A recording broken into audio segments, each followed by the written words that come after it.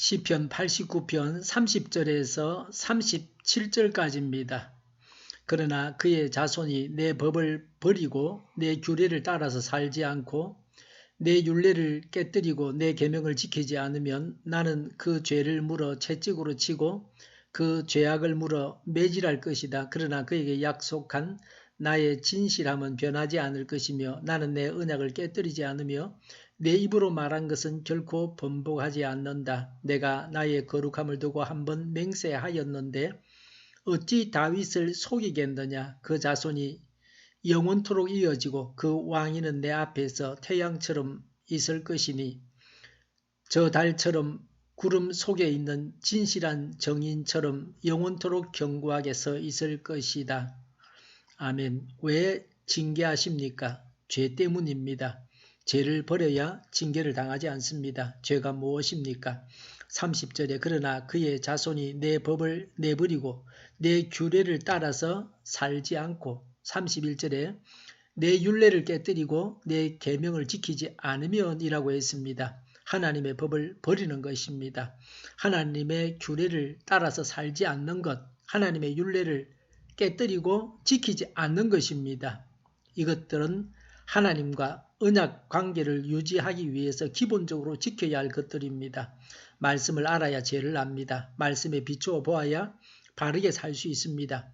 성경은 뭐라고 말하는가가 중요합니다. 어떤 주장에 대해서 사람마다 이래야 한다 저래야 한다고 말이 많을 수 있습니다. 이럴 때 우리는 성경은 뭐라고 말하는가를 보아야 합니다. 우리가 알아야 할 것은 하나님의 말씀입니다. 우리가 지켜야 할 것도 하나님 말씀입니다. 말씀이 없는 것은 아무렇게나 해도 됩니다. 성경의 일각에서 생각해야 합니다. 성경에 명시되지 않은 것은 자유롭게 할 수 있습니다. 공연히 구속할 필요는 없습니다. 유대인들의 잘못은 성경 외에 스스로 율법을 만드는 것입니다. 성경을 잘 지키기 위해서 만든 조항이라고도 볼 수 있지만 그러나 성경에다가 무엇을 더하거나 빼서는 안 됩니다. 성경에 명시되어 있는 분명한 말씀도 지키지 않으면서 시시콜콜 이래라 저래라 하는 것은 꼴불견입니다. 징계는 어떤 것입니까? 32절에 나는 그 죄를 물어 채찍으로 치고 그 죄악을 물어 매질할 것이다 라고 했습니다. 하나님의 백성을 징계하는 것입니다. 불신자들을 심판하시는 것과는 다릅니다. 이집트 왕 바로는 10가지 재앙을 당했습니다. 불신자가 하나님께 대항하다가 심판을 받고 망한 예입니다. 하나님은 하나님의 백성도 채찍질하고 매질하십니다. 채찍질과 매질은 여러가지 모양으로 나타납니다. 이스라엘 역사에서 보면 이집트에 가서 살다가 종이 되었습니다. 외국 군대에 의해서 나라가 망하고 성전이 파괴되었습니다. 아시리아, 바빌론, 로마가 하나님의 백성들의 나라를 망하게 했습니다. 신약교회에서는 핍박을 받게 했습니다. 그래서 성도들이 흩어지면서 복음을 전하게 하셨습니다. 오늘 우리에게도 질병, 사고, 자연재해, 직접적인 징계 등이 있습니다. 어려움을 당할 때에 하나님의 징계가 아닌가, 회개해야 할 죄는 없는가를 살펴야 됩니다. 회개하지 않으면 계속해서 징계를 당합니다. 깨닫는 자가 지혜자요 최선의 삶을 살 수 있습니다. 이 세상에서도 천국을 이루며 살 수 있습니다. 불변의 언약에 대해서 말씀합니다. 33절에 그러나 그에게 약속한 나의 진실함은 변하지 않을 것이며 34절에 나는 내 언약을 깨뜨리지 않으며 내 입으로 말한 것은 결코 번복하지 않는다라고 했습니다.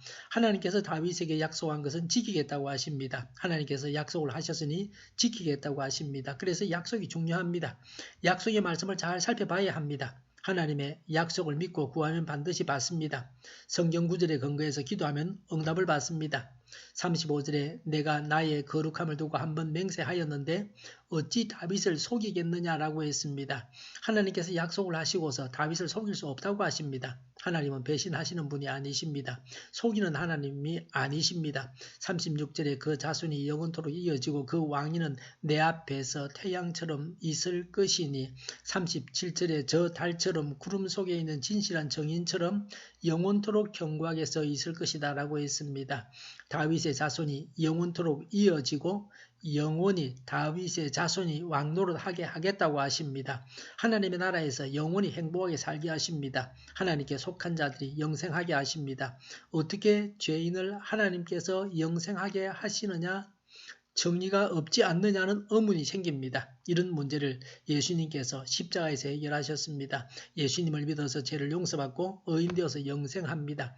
예수님이 영원한 왕으로서 왕 중의 왕으로서 다윗의 후손으로서 계속 왕 노릇하시기 때문에 다윗의 왕위가 영원히 이어진다 하는 것입니다.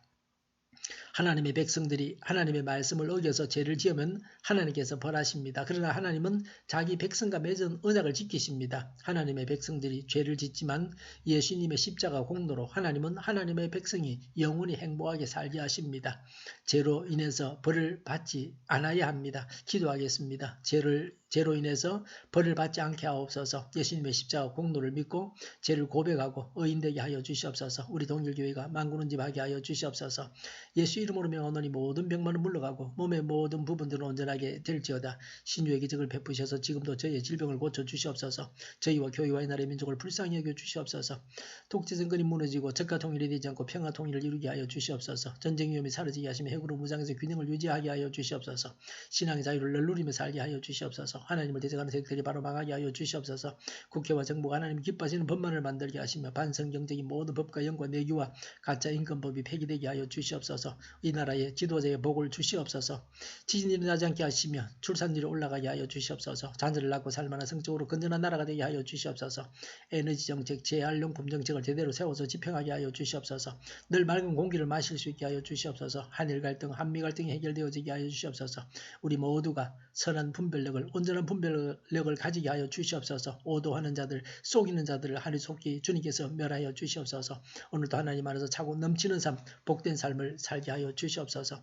감사와 찬양을 주님께 돌려드리며 예수님의 이름으로 기도하옵나이다. 아멘.